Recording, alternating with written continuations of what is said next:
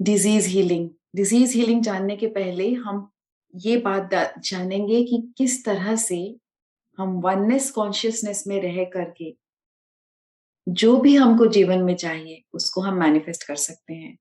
जब ये छोटी सी ट्रिक को हम जान जाएंगे तो पता चलेगा कि किस तरह से इसी ट्रिक को यूज करके मैंने अपने डिजीज को हील किया। उसकी एक छोटी सी जर्नी मैं आज शेयर करूंगी आप लोगों के साथ में। तो आपको इस बात का पता चलेगा कि प्रैक्टिकली कैसे इस विजडम को यूज करके हम अपने जीवन में कोई भी रोग है उससे हम मुक्ति पा सकते हैं।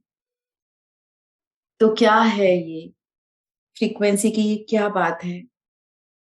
लेकिन दोस्तों मुझे लग रहा है पहले जर्नी शेयर कर लूं फिर इसको समझाऊं, ताकि क्योंकि एक बार हम अगर जर्नी शेयर कर लेते हैं तो 90% वहीं समझ में आ जाएगा सबको। उसके बाद हम इसको समझाएंगे ताकि जो 10% डाउट रहेगा वो इसमें समझ में आ जाएगा। तो जर्नी ऐसी है फ्रेंड्स। हुआ यूं कि 2-3 साल पहले या 3 से 4 साल पहले मेरे जीवन में एक ऐसा समय आया कि जब मैं पूरी तरह से सब कुछ नॉर्मल चल रहा था, पर अचानक मुझे बहुत सारे गायनिक इश्यूज एक साथ में आ गए। बहुत ही अबनॉर्मल पीरियड्स स्टार्ट हो गया, बहुत ज़्यादा ब्लीडिंग होती थी, बहुत पेनफुल होता था। और मुझे समझ में नहीं आया कि मेरा लाइफ़स्टाइल इतना अच्छा होने के बावजूद, क्योंकि मैं योगा करती थी, ध्यान में भी आ गई थी और डाइट भी मेरा अच्छा था, डायटीशियन थी, न्यूट्रिशनिस्ट थी, नेचुरोपैथी कर रही थी, सब कुछ करने के बाद भी ये अबनॉर्मलिटी मेरे लाइफ़ में कैसे आया? तो कहते हैं ना, जो भी कोई रोग आता है हमारे जीवन में उसका कोई ना कोई पर्पस रहता है, उसका कोई ना कोई कारण पिछले जन्मों से भी आता है। तो बहुत लोगों के जीवन में अगर ये प्रश्न चल रहा है कि मैं क्यों? मेरे जीवन में क्यों? तो इस बात का यकीन मानिए, यकीन पूरी तरह से मानिए कि कहीं न कहीं इसके लिए आप खुद ज़िम्मेदार हैं। या तो उस रोग का आपके जीवन में कोई पर्पस है, कुछ ना कुछ सीख आपको देने आया है, या फिर कोई ना कोई आपके कर्म कट रहे हैं उससे। तो जब मेरे जीवन में ये आया तो फिर मैंने हमने हमने भी सोचा कि हम चलते हैं, हम डॉक्टर को दिखाते हैं। जब डॉक्टर के पास हम टेस्ट करने हम पूछने गए तो उन्होंने मुझे अल्ट्रासाउंड कहा और कहा कि इस अल्ट्रासाउंड की रिपोर्ट पर बेस करके मैं आगे की आपको बताऊँगी कि क्या रीज़न हो सकता है। अल्ट्रासाउंड में दोस्तों आया कि मेरा जो एंडोमेट्रियम है, उसकी थिकनेस बहुत ज़्यादा बढ़ गई है। तो रिपोर्ट्स लेकर जब मैं डॉक्टर के पास गई, तो डॉक्टर ने मुझे कहा कि जब एंडोमेट्रियम की थिकनेस बढ़ जाती है, तो ये एक अबनॉर्मल ग्रोथ माना जाता है और आपकी थिकनेस इतनी बढ़ गई है कि आपको एक बार इसके लिए कैंसर का टेस्ट करवा लेना पड़ेगा। तो मैं ये रिपोर्ट दिखाकर आराम से घर में वापस आ तो गई, पर आने के बाद एक पल के लिए जब मैं बैठी अपने घर पर आकर शांति से, तो मुझे ऐसा लगा कि मेरी दुनिया पूरी तरह से हिल गई है। सब कुछ इतना नॉर्मल चल रहा था, सब कुछ अच्छा चल रहा था और अचानक आपको कोई आकर कहे कि आपके जो शरीर में ये रोग है, इसके लिए आपको कैंसर का टेस्ट करना पड़ेगा। तो सुनने में तो बहुत नॉर्मल लग रहा है, क्योंकि आजकल हर तीसरे दिन हमको सुनने को मिलता है कि फलाना कैंसर से पीड़ित है या फलाना के जीवन में भी कैंसर है, कि इस घर में भी कैंसर है।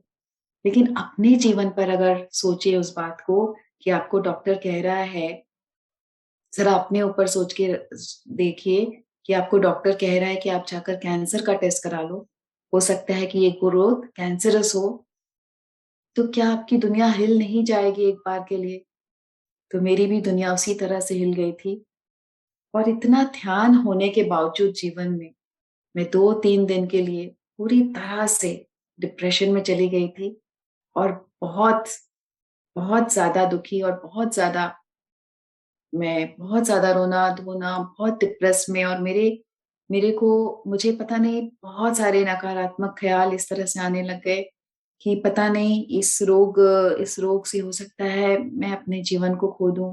हो सकता है कि मैं हो सकता है ये कैंसर मेरी मेरी जान ले ले, मेरे बच्चों का क्या होगा, मेरे परिवार का क्या होगा? इस तरह की सोच से मैंने खुद को घेर लिया और खुद अपनी ही क्रिएट की हुई इस नेगेटिव सोच को लेकर के मैं डिप्रेशन में चली गई। जब 2-3 दिन पूरी तरह से बहुत हो गया, रोना-धोना, डिप्रेशन बहुत हो गया, तब अचानक से एक अंदर से एक एक आवाज़ आई, एक ये रियलाइज़ेशन आया कि अगर एक नॉर्मल व्यक्ति के जीवन में आ रहा है ये सिचुएशन, किसी भी नॉर्मल व्यक्ति के जीवन में ये सिचुएशन आ रहा है जो कि ध्यान में नहीं है, जिसको कोई ज्ञान नहीं है, जिसके जीवन में योग नहीं है, कुछ नहीं है, और वो अगर इस तरह से रिएक्ट करे इस सिचुएशन में, डिप्रेशन में चला जाए, तो फिर भी चलता है, इट इज़ फेयर, क्योंकि अभी तक उसके जीवन में ना ध्यान आया है, ना ज्ञान आया है, ना उसको कोई राह मिली है जीवन की। तो ये एक नॉर्मल सी बात है। लेकिन अगर मैंने अपने आप से बात किया कि अगर तुम इतने वर्षों से ध्यान कर रही हो, इतने लोगों को ध्यान सिखा रही हो, अपने डाइट को, अपने एक्सरसाइज़ को, अपने रूटीन को, अपने लाइफ़स्टाइल को इतने अच्छे से जी रही हो, लोगों का सहारा बन रही हो, और खुद जीवन में इतनी सी बात आई, तो तुम डिप्रेशन में चली गई, तुमने उसको ठीक से फेस नहीं किया। तो जब ये अंदर से आया, तो मन में आया कि नहीं, मुझे इस तरह से नहीं टूटना है, मुझे अपने आप को सँभालना है, मुझे एक स्ट्रॉन्ग सोल बनना है, मुझे इसका सामना दृढ़ता से करना है। तो दोस्तों, होता है ना कि जब हम ध्यान में आ जाते हैं, तो उसके बाद हमको लगता है अब मेरे जीवन में कुछ भी आएगा तो मुझे कोई गम नहीं है। अब मुझे जीवन को सामना करना आ गया है, अब मेरे जीवन में ध्यान आ गया है, अब मैं लोगों को भी ध्यान सिखा रही हूँ। लेकिन जैसे ही हम ऐसा सोचते हैं, तो क्या होता है पता है? जैसे ही हमारी ये पढ़ाई खत्म होती है, हमारा क्लास टेस्ट आ जाता है। यूनिवर्स हमको एग्ज़ैक्ट वही सिचुएशन देता है लाइफ़ में कि भैया जो सोच रही हो, जिस बात का इतना भरोसा है तुमको खुद पर, ये लो जीवन का सिचुएशन, ये टेस्ट है, इसको पास होकर दिखाओ। तो मेरे जीवन में भी वही टेस्ट आया था और मैं बहुत ही बुरे मार्क्स से फेल हो गई। तो अब समझ में आता है ये सब चीज़, उस समय नहीं समझ आता था, पर अब समझ में आता है कि जब भी हम ध्यान में आएँगे, उसके बाद अचानक से ऐसा सिचुएशंस आएगा कि आपको लगेगा कि सब कुछ आपके हाथों से निकल गया है। ध्यान होने के बावजूद जब सामने से कोई लालचन आया, सामने से किसी ने दिल दुखाया, सामने से किसी ने बुरा कहा, तुरंत गुस्सा आ जाएगा। सामने से कोई रोग आया, तुरंत दुःख में चले जाएँगे। तो यूनिवर्स, ये अर्थ एक ऐसी जगह है, हमारी प्लैनेट ये ऐसी जगह है कि जैसे ही हमको लगता है कि हमने इस चीज़ की मास्टरी हासिल कर ली है, हमको अपने ऊपर कॉन्फिडेंस आता है, तुरंत, तुरंत इस यूनिवर्स में, इस स्कूल में हमको टेस्ट देना पड़ता है। और स्कूल की जो टेस्ट होती है उसमें से तो हमको पता होता है कि 1 महीने बाद एग्ज़ाम है, हम प्रिपेयर करते हैं। पर लाइफ में जो टेस्ट आते हैं, उसके लिए कोई पता नहीं, कुछ नहीं पता कब टेस्ट आ जाएगा। अभी बात कर रही हूँ, सेशन कर रही हूँ, हो सकता है अभी टेस्ट आ जाए। अभी आप सब यहाँ बैठकर सेशन कर रहे हैं, हो सकता है किसी का कोई कॉल आ जाए, कोई टेस्ट आ जाए। तो लाइफ के टेस्ट के लिए हमको हमेशा प्रिपेयर रहना पड़ेगा। तो उसी वक़्त ये टेस्ट आया मेरे भी जीवन में और मैं पूरी तरह से फेल हो गई। लेकिन 3-4 दिनों के बाद जब मैं सँभली, तब मैंने ये संकल्प किया कि कुछ तो मुझे करना है, कुछ तो मुझे इसका तोड़ निकालना है, इस तरह से तो मैं नहीं हारने वाली हूँ इससे। लेकिन क्या करूँगी, कहाँ से खोजूँगी, किसके पास जाऊँगी, ये कुछ नहीं पता था। मैंने सोचा कि मैं क्या करूँ, मैं कहाँ से लाऊँ? डॉक्टर के पास जाती हूँ तो वो और डरा देता है मुझे। परिवार वालों को मैं कह नहीं सकती, माँ-बाप से कहूँगी तो वो पूरी तरह से टूट जाएँगे। सास-ससुर से कहूँगी, तो वो खुद ब्लड प्रेशर, डायबिटीज़, उनका ख़्याल मुझे रखना है, ना कि अपने और टेंशन्स उनको देने हैं।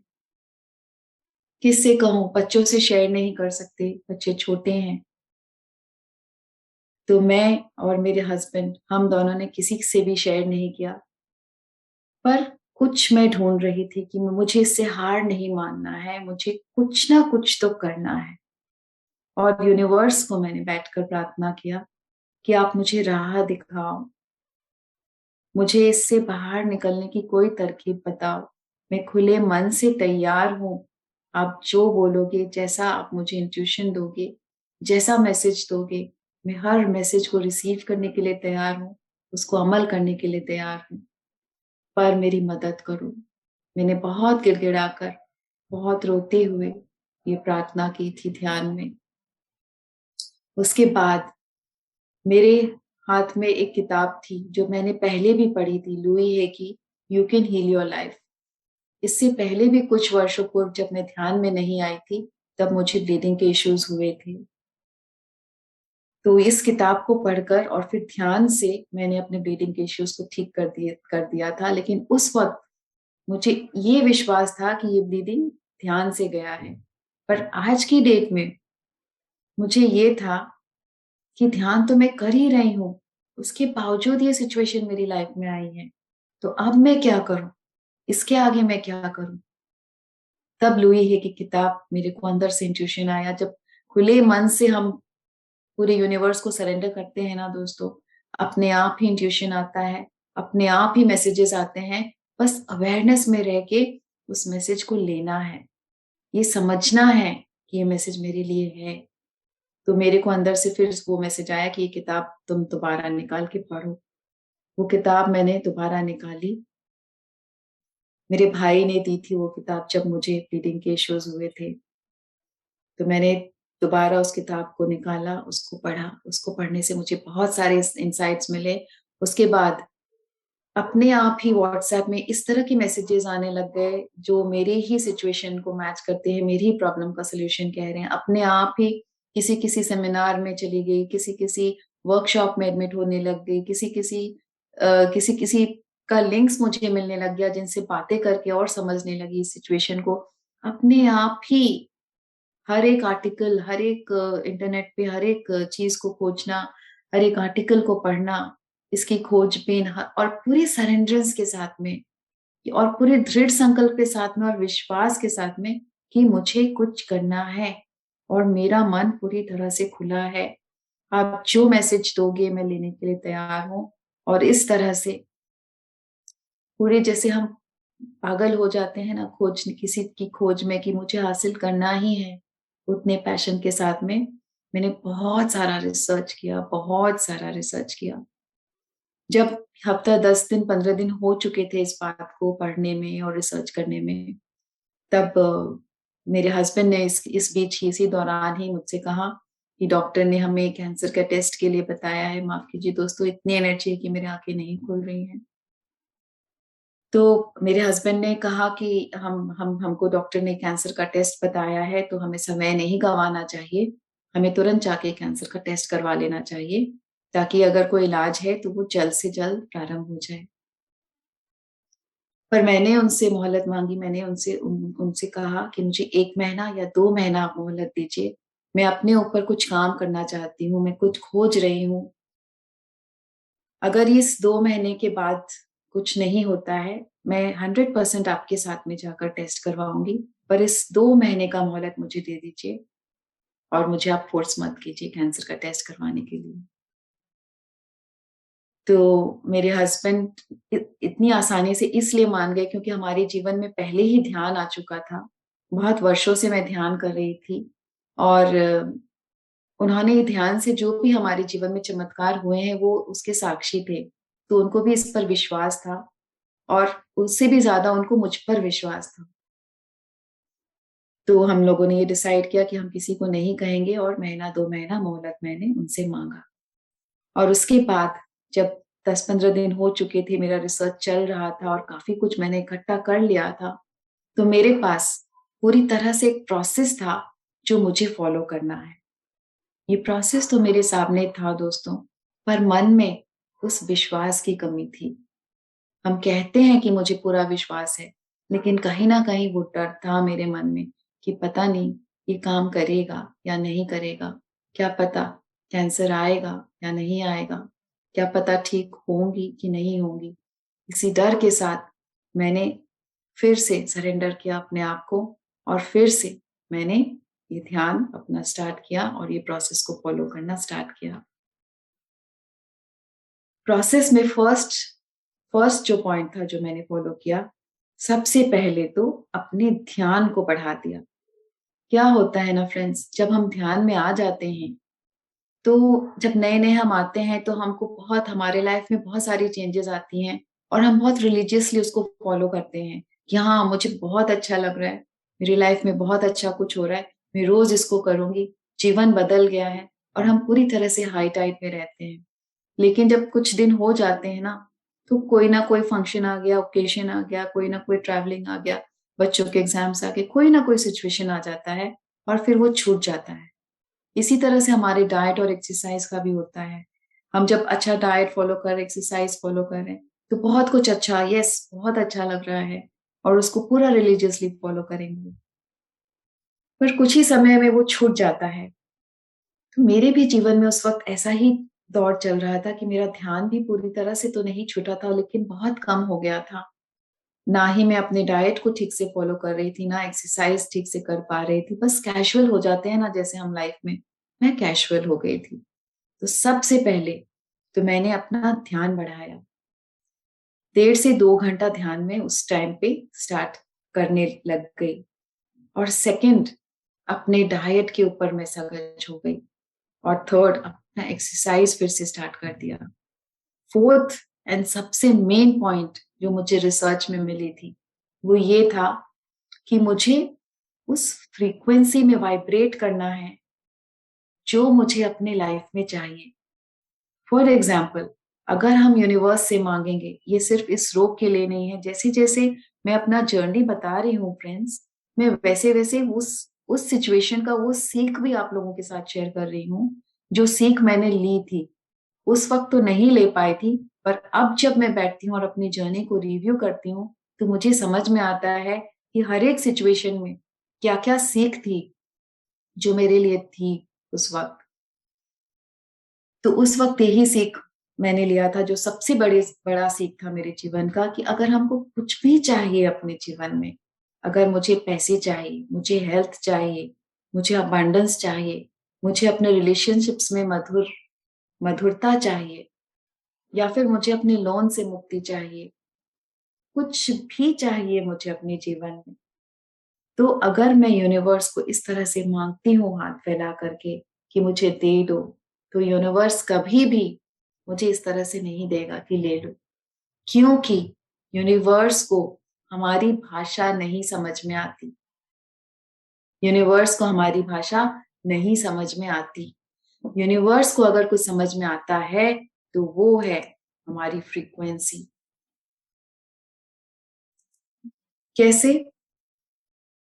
देखिए, अगर यूनिवर्स जो होता है, हम जिस भी फ्रीक्वेंसी में वाइब्रेट करते हैं, उसी से मैच करती हुई चीज़ें हमारी लाइफ में लाकर हमको देती है।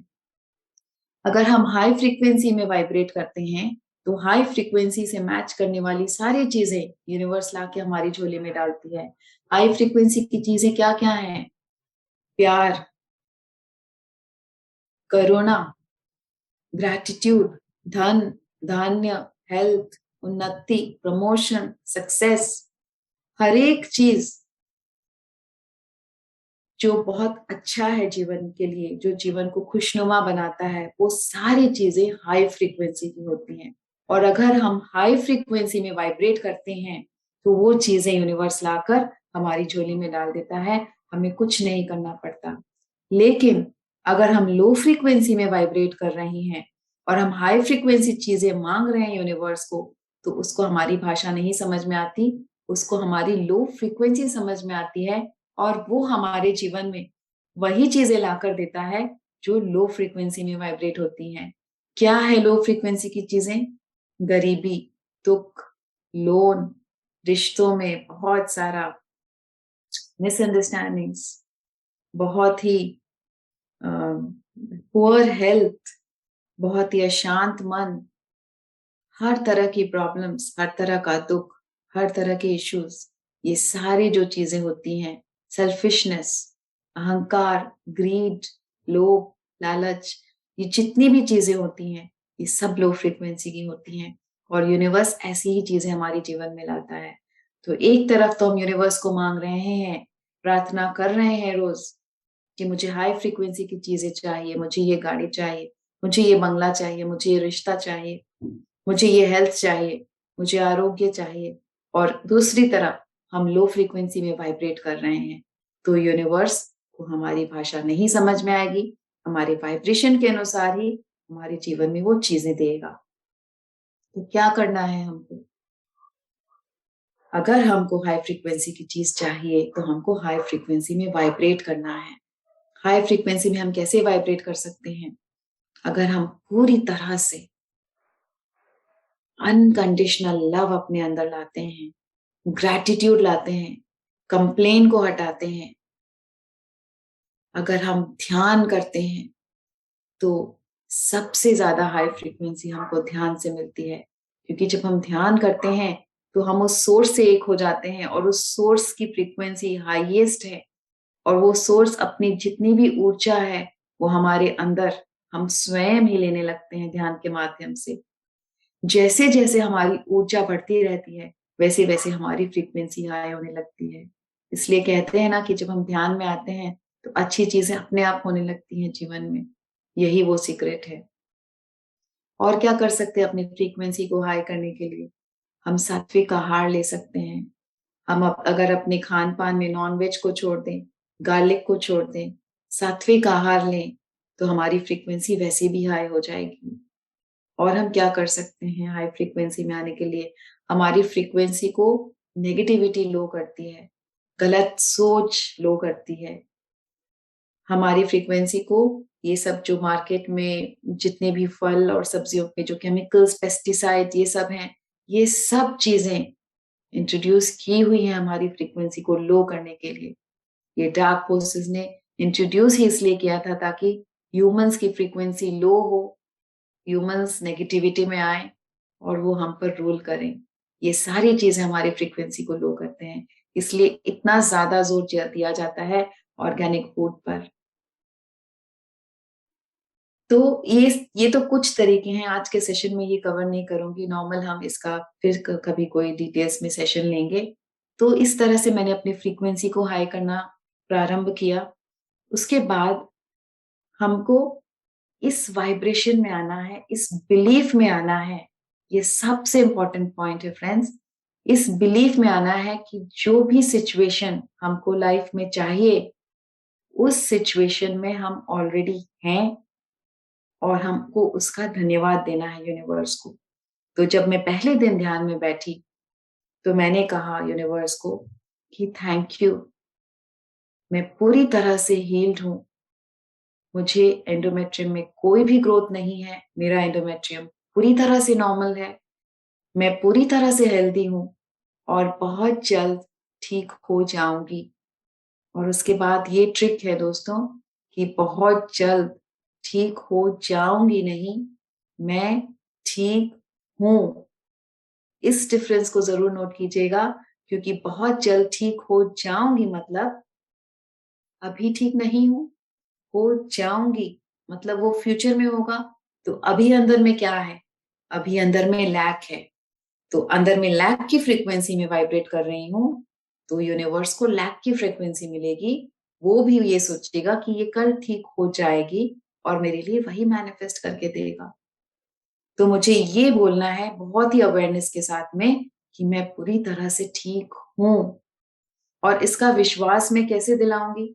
अगर आपको मैंने एक पेन दिया है, तो मुझे कैसे पता चलेगा वो पेन आपको मिल गया है? अगर आप मुझे कॉल करके कहें कि थैंक यू सारिका जी, आपका पेन मुझे मिल गया है, तो मुझे पता चलेगा ना। ठीक उसी तरह यूनिवर्स को कैसे पता चलेगा कि मैं उस फ्रीक्वेंसी में वाइब्रेट कर रही हूँ कि मैं पूरी तरह से ठीक हूँ? जब मैं यूनिवर्स को उसका धन्यवाद दूँगी, थैंक यू यूनिवर्स, मैं पूरी तरह से स्वस्थ हूँ, पूरी तरह से ठीक हूँ। तब यूनिवर्स को पता चलेगा कि यस, ये उस फ्रीक्वेंसी में वाइब्रेट कर रही है और वही चीज़, वही हेल्प वो लाकर मुझे मैनिफेस्ट करके देगा।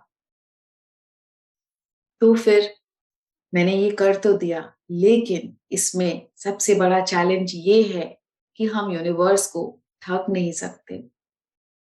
अभी हम बैठे हैं, आप सपोज़ यहाँ बैठे हैं, आपको अगर कैंसर है और डॉक्टर ने आपको कैंसर का टेस्ट करने कहा है, और मैं आपसे कहूँ कि आप यूनिवर्स को थैंक यू बोलो कि मैं स्वस्थ हूँ। आप बोल तो दोगे, अच्छा ठीक है, सारिका जी ने बोला है, मैं बोल देता हूँ, मैं पूरी तरह से ठीक हो जाऊँगा। आप बैठ के बोलोगे कि यूनिवर्स थैंक यू, मैं पूरी तरह से ठीक हूँ। लेकिन क्या हर एक सेल में वो विश्वास है? क्या आपके मन के अंदर वो विश्वास है? उस विश्वास से आप बोल रहे हो? या फिर सिर्फ सारिका जी ने कहा है, इसलिए बोल रहे हो? ठीक, मेरे साथ वही हुआ।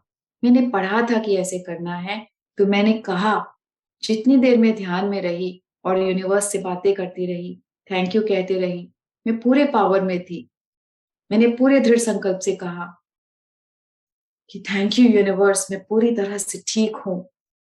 लेकिन जब मैं ध्यान से उठी, घर के कामों में अपने आप को व्यस्त किया, तो काम करते-करते मेरे मन में फिर से वही लो फ्रीक्वेंसी कि मुझे तो डॉक्टर ने कैंसर का टेस्ट कहा है, अब क्या होगा? कैसे होगा? क्या करेंगे? यही फ्रीक्वेंसी।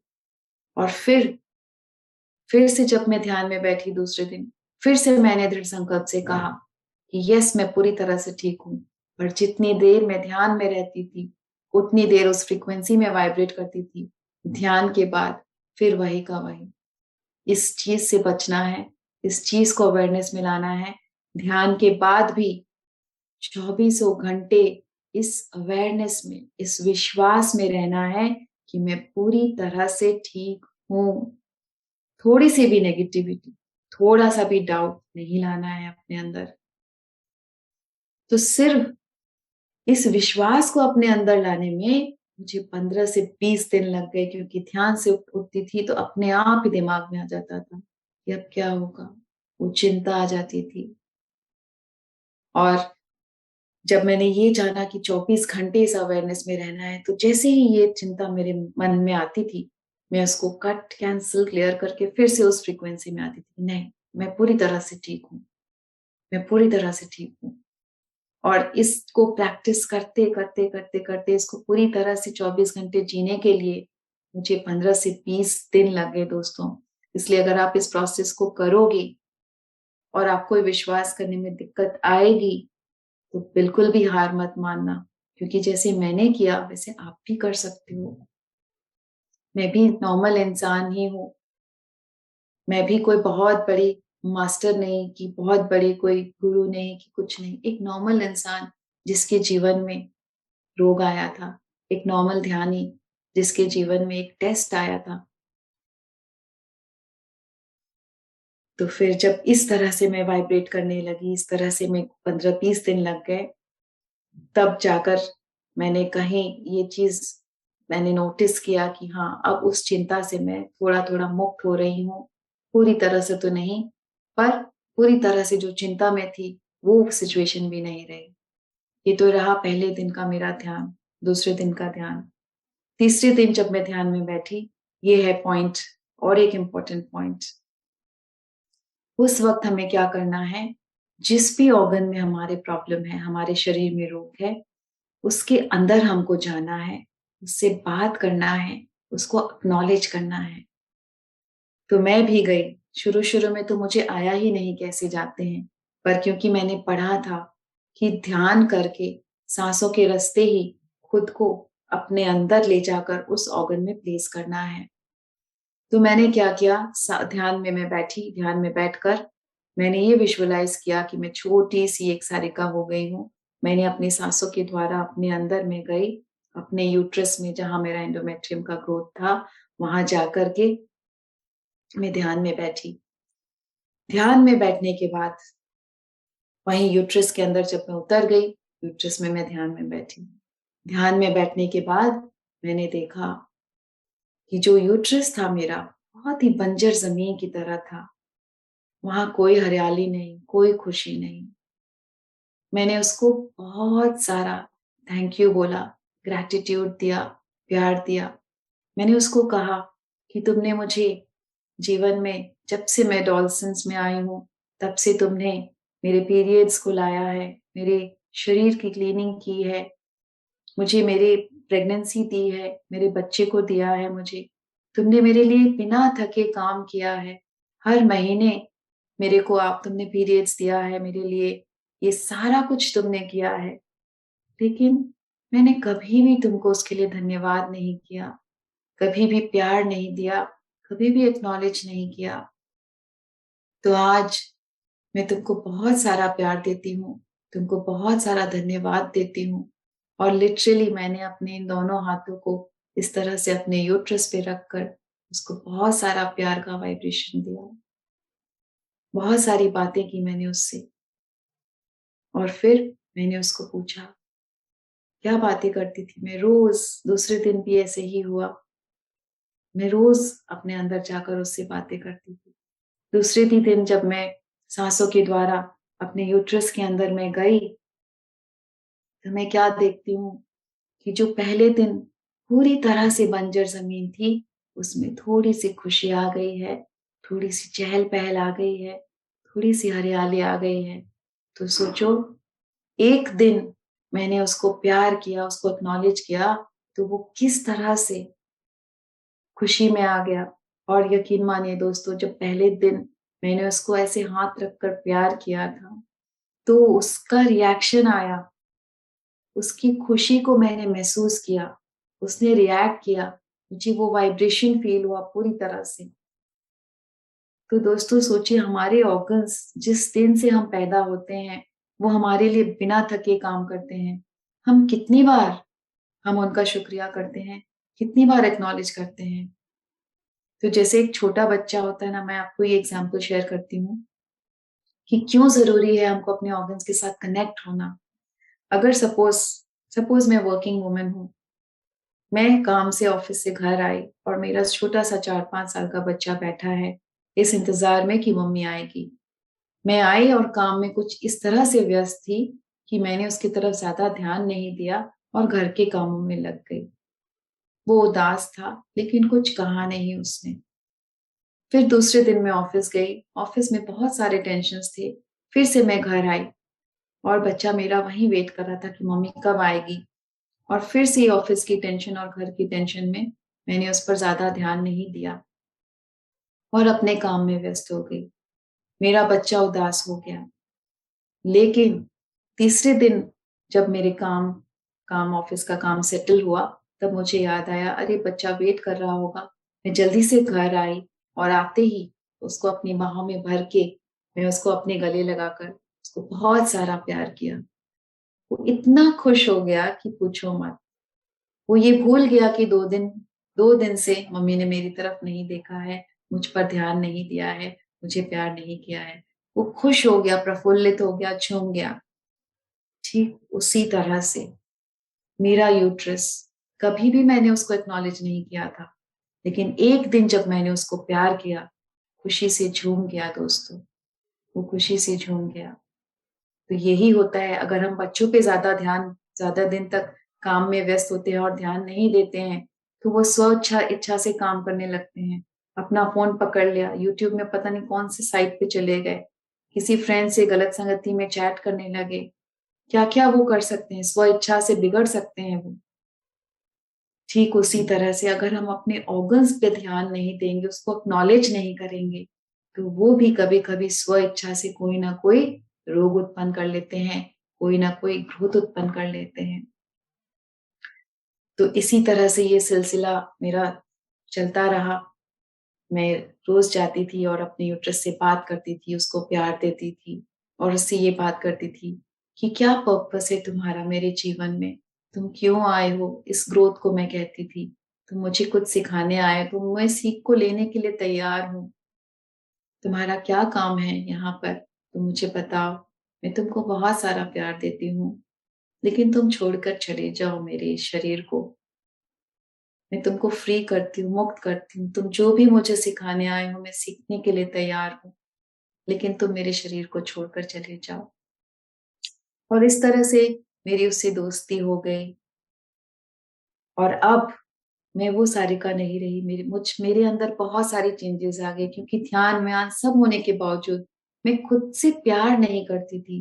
मैं खुद के शरीर से प्यार नहीं करती थी।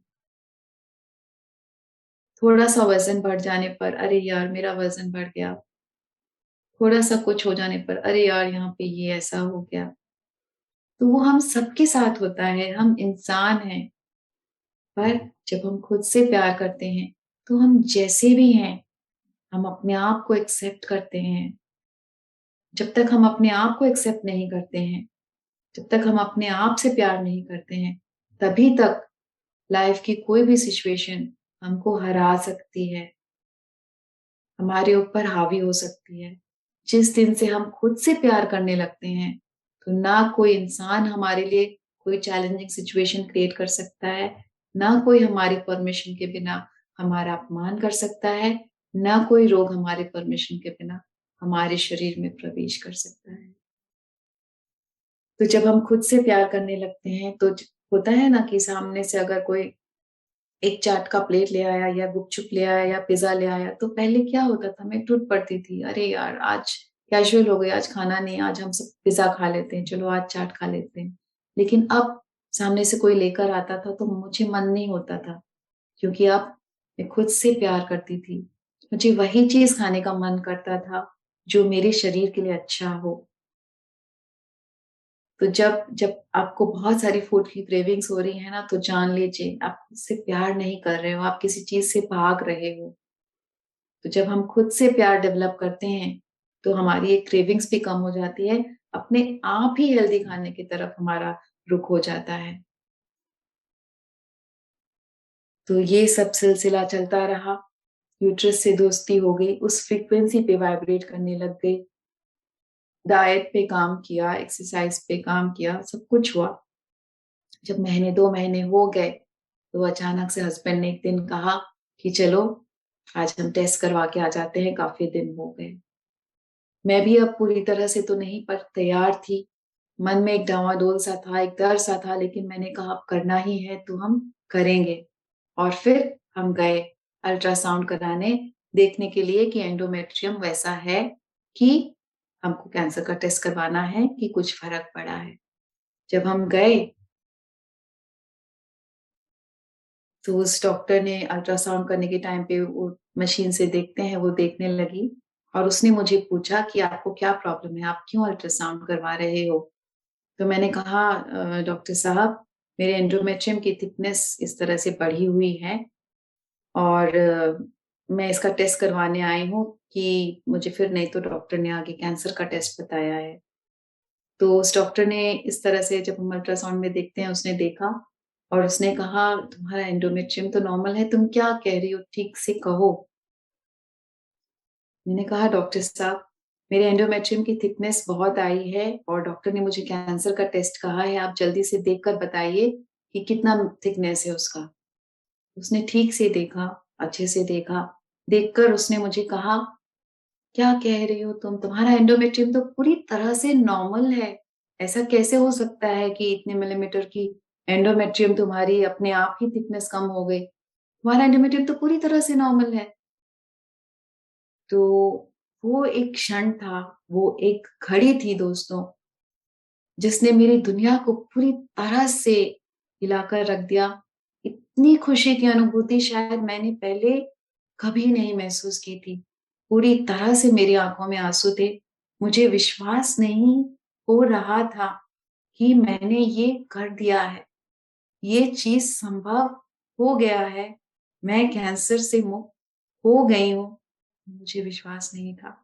मैं पूरी तरह से खुशी से रोने लगी, आँखों में पूरी तरह से आँसू और भागते हुए मैं बाहर गई, मेरे हस्बैंड इंतज़ार कर रहे थे, बहुत बेसब्री से। मैंने उनको कहा कि मेरा एंडोमेट्रियम पूरी तरह से नॉर्मल है और जो भी मेल मेंबर्स होते हैं, वो कभी आँखों में आँसू नहीं लाते, वो बहुत स्ट्रॉन्ग होते हैं। लेकिन मेरे हस्बैंड की भी आँखों में पूरी तरह से आँसू थे और वो भी बहुत बुरी तरह से रोने लग गए थे। और वो ऐसा मोमेंट था कि मैं जितनी बार याद करूँ मेरी आँखों में आँसू आ ही जाते हैं। मैं कंट्रोल ही नहीं कर पाती। पर अब मैं स्ट्रॉन्ग हूँ, अब मैं और नहीं रोती। तो जब ये हो गया, जब हम अपने घर जा रहे थे वापस, तो उस वक़्त यूनिवर्स ने ये मैसेज दिया कि तुमको ये दिया गया है क्योंकि तुम इसको लोगों को बताओ। क्योंकि आज की इस दुनिया में मैक्सिमम लोग डॉक्टरों और दवाइयों के चक्करों से घिरे हुए हैं। उनकी सारी इनकम इस डॉक्टर्स, टेस्टिंग्स, इस दवाइयों में, ये सब चीज में जा रहा है। इनको ये नहीं पता कि कितना आसान है अपने आप को हील करना। वो इन चक्करों में पड़कर आजीवन दवाइयां ले रहे हैं। तुमको ये दिया हुआ है सिचुएशन, ताकि इस सिचुएशन के बारे में, इसमें तुमने जो जो किया है, लोगों को एजुकेट करो, उनको जानना है ये सब चीज। और मैंने कहा यस, मैं करूंगी इसको। लेकिन इतनी मैं इग्नोरेंट थी फ्रेंड्स, विश्वास मानिए कि साल 2 साल हो गए, लेकिन मैंने इसकी क्लास कभी नहीं ली और किसी को नहीं कहा। जब हमारे जीवन में वो मिल जाता है जो हमको चाहिए, फिर हमारी रिस्पॉन्सिबिलिटी को हम भूल जाते हैं। और मैं भी इसमें शामिल थी। बहुत बड़ी कोई ग्रेट मास्टर नहीं थी, मैंने भी अपने रिस्पॉन्सिबिलिटी को भुला दिया। फिर साल 2 साल के बाद में हम अपना, मैं और मेरे हस्बैंड, हमारे बर्थडेज में हम अपना टेस्ट कराते हैं सारे रिपोर्ट्स। तो मेरा बर्थडे आया, तो मैंने अपने सारे रिपोर्ट्स के टेस्ट कराए, तो मुझे थायराइड आया। और फिर से साल 2 साल में मेरा लाइफ कैजुअल हो गया था और मैं वही थी, वही सारिका थी जो एंडोमेट्रियोसिस के पहले थी। मेरा डाइट हिल चुका था, मेरा एक्सरसाइज बंद हो गया था, मेरा ध्यान कम हो गया था, मैं कैजुअल हो गई थी और रिपोर्ट्स में थायराइड आया था। और फिर से एक घंटी बजाई यूनिवर्स ने, और फिर से मैंने ये सोचा कि अरे मेरी लाइफस्टाइल इतनी अच्छी है, उसके बाद मुझे ये क्यों। लेकिन मैं भी एक नॉर्मल इंसान हूँ, हम सभी नॉर्मल इंसान हैं, बिल्कुल भी गिल्टी नहीं फील करना है, हम सभी कैजुअल हो जाते हैं। लेकिन इस वक्त मुझे वो डर नहीं था, मुझे ऐसा था कि नहीं, अब मुझे पता है इस बार कि मुझे क्या करना है। फिर भी हम गए डॉक्टर के पास रिपोर्ट लेकर के, हमारे अपार्टमेंट के ही डॉक्टर हैं। उन्होंने कहा इमीडिएट कल से गोलियां स्टार्ट कर दो तुम, वरना मोटी हो जाओगी, बाल झड़ने लगेंगे। मैंने कहा नहीं डॉक्टर साहब, मैं 1 महीने बाद फिर से टेस्ट कराऊंगी, फिर मैं दवाई लूंगी, अभी मैं नहीं लूंगी। मुझे बहुत गुस्सा किए, बोले पता नहीं तुम्हारा दिमाग हमेशा फिरा हुआ रहता है, जब देखो ये ध्यान ज्ञान और पता नहीं लोगों को तुम क्या क्या सिखाते रहती हो, और जब ये बढ़ जाएगा तो मेरे पास मत आना, इमीडिएट दवाई स्टार्ट करो। मैंने कहा ठीक है, मैंने कुछ कहा नहीं, लेकिन मुझे पता था कि मैं दवाई नहीं लूंगी और अपने ऊपर वो प्रोसेस में फिर से आजमाऊंगी। वो प्रोसेस में आजमाई, मेरे कोई साइड इफेक्ट्स नहीं हुए। फिर से मैं गई उस थायराइड के ऊपर, मैंने हाथ रखा, मतलब अपने विशुद्धि चक्र के ऊपर, वो सारा कुछ प्रोसेस फिर से किया। और मैं भूल गई कि मुझे टेस्ट भी करवाना है। फिर जब अगले बार हम टेस्ट करवाए, तब फिर से मैंने टेस्ट करवाया, तो मेरा थायराइड नॉर्मल आया। इस बार जब थायराइड नॉर्मल आया, तो मुझे ये खुशी नहीं है कि मेरी थायराइड नॉर्मल आ गई है, मुझे ये खुशी है कि अब मैं जाकर उस डॉक्टर साहब को बोलूंगी कि देखो मैंने तो दवाई नहीं लिया, फिर भी ठीक हो गई। मैं सबसे पहले उनको फोन करके बोली कि डॉक्टर साहब ऐसा ऐसा है कि मैंने, देखो मेरा थायराइड नॉर्मल आया है। बोले तेरा दिमाग खराब हो गया है क्या, ऐसा होता है कि थायराइड कभी आ जाए और बिना दवाई लिए बिना नॉर्मल हो जाए। जहां मैं बैठता हूँ ना, उस जगह पर तू जाकर टेस्ट करवा, इधर उधर की टेस्ट की रिपोर्ट मैं नहीं मानूंगा। मैंने कहा डॉक्टर साहब, जहां आप बैठते हैं ना, डॉक्टर लाल की पैथ लैब, वहीं पे मैंने टेस्ट कराया है और वहीं पे नॉर्मल आया है, मैं भी कम नहीं। तो डॉक्टर साहब एकदम सकपका गए, उन्होंने कहा ठीक है आज देखेंगे कैसा क्या होगा।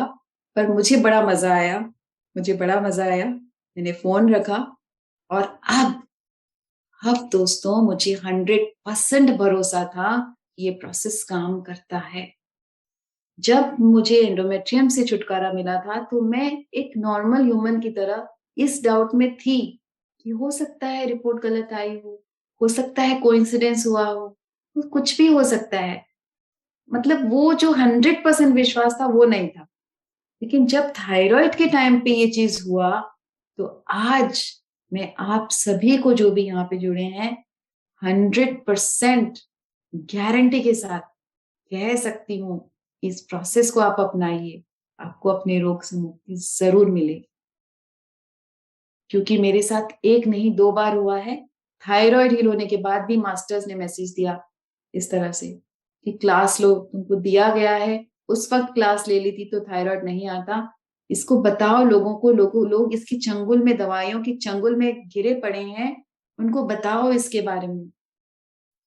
उस वक्त भी इतनी इग्नोरेंट, उस वक़्त भी मैंने क्लास नहीं लिया। बच्चों की फाइनल एग्ज़ाम्स आ रही थी, फिर मैंने सोचा रिपोर्ट्स को इधर-उधर हो गए हैं, इकट्ठा करूँगी, क्लास लूँगी फाइनल एग्ज़ाम्स के बाद। फाइनल एग्ज़ाम्स खत्म होते-होते लॉकडाउन हो गया, ज़ूम की क्लासेस स्टार्ट हो गई ब्लेसिंग्स की, लेकिन उस वक़्त भी दिमाग में नहीं आया कि ज़ूम की क्लासेस स्टार्ट होगी तो मैं क्लास ले लूँ।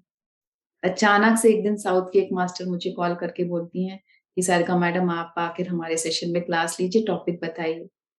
सोचो दोस्तों, उस वक़्त भी मेरे दिमाग में नहीं आया कि टॉपिक मेरा ये होना चाहिए। मैं उनको कहती हूँ, "मैं 2 घंटे में आपको सोच के बताती हूँ, मैं कौन से टॉपिक पे सेशन लूँगी।" और जब ध्यान में बैठी कि कौन से टॉपिक पे सेशन लेना है, तो मास्टर्स कहते हैं, "तूने अभी तक वो डिसीज़ वाला सेशन लिया नहीं, तुझे लेना है कल उसको।" मैंने कहा, "मास्टर्स कल सेशन लेना है, आज आप मुझे बोल रहे हो, 1 दिन में मैं कैसे प्रिपेयर करूँगी? मैं तो भूल गई हूँ, मुझे बैठ के प्रिपेयर करना पड़ेगा।" मास्टर्स ने कहा, "तुझे कुछ प्रिपेयर नहीं करना है, सब कुछ तेरे अंदर है। तू बस क्लास ले, सब कुछ हो जाएगा।" वो मेरा फर्स्ट सेशन था फ्रेंड्स, इस टॉपिक के ऊपर। वहाँ गई और सेशन के पहले पता नहीं मुझे मैंने सोचा था प्रिपेयर कर लूँगी, लेकिन मुझे नींद आ गई। 2:30 सेशन था, पौने 2 या 2 बजे मेरी नींद खुली और मैं देखिए आधा घंटा है, अब क्या प्रिपेयर करूँगी? सुबह से घर का काम था और फिर उठकर मैंने जस्ट मुँह धोया और सेशन में जॉइन की और सब सामने बैठे हैं कि सारिका मैडम आ गई सेशन लेने। मुझे नहीं पता था मैं क्या बोलूँगी। लेकिन जब मैं आँख बंद कर बोली, तो मैं बोलती चली गई और वो मेरा पहला सेशन था और जब मैंने उस वक़्त शेयर किया ना वो डॉक्टर वाला कि मेरी एंडोमेट्रियोसिस ठीक हो गई, डॉक्टर ने कहा, तो मैं सेशन के बीच में फूट-फूट कर रोने पड़ी और जब मैं रोई तो वहाँ बैठा हर एक इंसान मेरे साथ रोने लग गया। लेकिन सबको इतना विश्वास ज़रूर आ गया कि जब इसने किया है तो हम सब भी अपने रोगों को दूर कर सकते हैं। और उसके बाद मेरे पास कॉल्स आने स्टार्ट हो गए और धीरे-धीरे मैंने बताना स्टार्ट किया उनको और जब वो उसको अपनाने लगे, तो फिर मेरे पास मैसेजेस आने स्टार्ट हो गए कि आज मेरा ये लिवर का प्रॉब्लम ठीक हो गया है, आज मेरा ये डाइजेशन का प्रॉब्लम ठीक हो गया है, आज मेरा ये थायरॉइड का प्रॉब्लम ठीक हो गया है, आज मेरा ये ठीक हो गया। और तब मुझे समझ में आया कि कितनी बड़ी रिस्पॉन्सिबिलिटी यूनिवर्स ने दिया था और मैं कितनी इर्रेस्पॉन्सिबल थी कि 2-2 बार उसने मुझे कहा, लेकिन मैं सीरियसली ली नहीं। दोस्तों ये गलती जीवन में कभी मत करिएगा। अगर आपके अंदर से आ रहा है कि आपको ये सेवा देनी है, कि यूनिवर्स मैसेज दे रहा है कि आपका लाइफ का ये पर्पस है, तो उसको सीरियसली लीजिएगा। मेरी तरह जो मैंने गलती की वो कभी मत करिएगा। आप क्योंकि आप जिस लाइफ पर्पस के लिए आए हैं, अगर आप उसको फ़ॉलो करेंगे, पूरा यूनिवर्स आपको सपोर्ट करेगा उसको फ़ॉलो करने में। हम इस तरह से अपनी लाइफ को वेस्ट करने नहीं आते हैं।